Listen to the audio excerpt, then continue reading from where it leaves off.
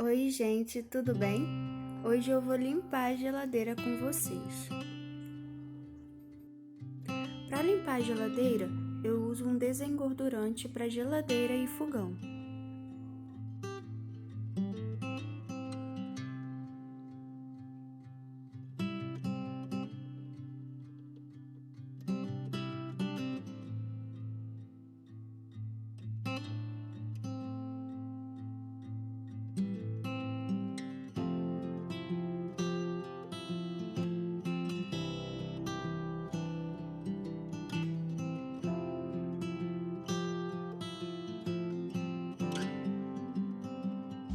Vou tirar tudo de dentro da geladeira e também os vidros, os suportes, para poder limpar. Dentro da geladeira eu uso uma esponja com detergente e água.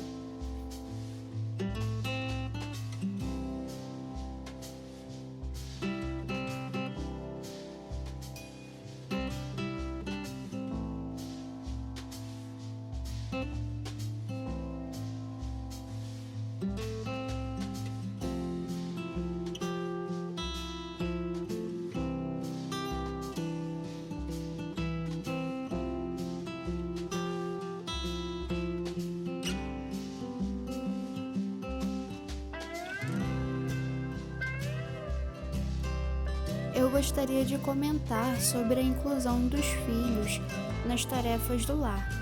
Muitas das vezes nós mães nos sentimos sobrecarregadas com tantos afazeres, mas podemos deixar a rotina mais leve, incluindo nossos filhos nas tarefas.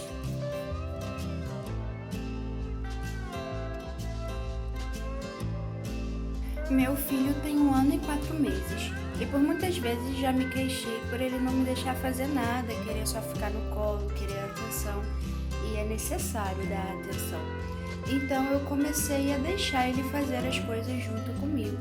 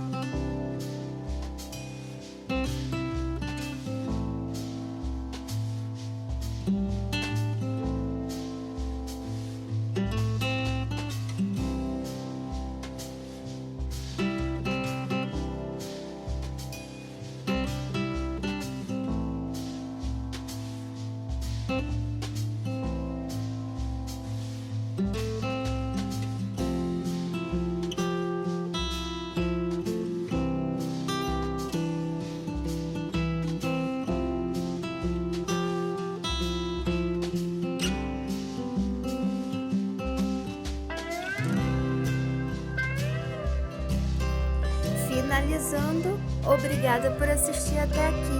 Até a próxima!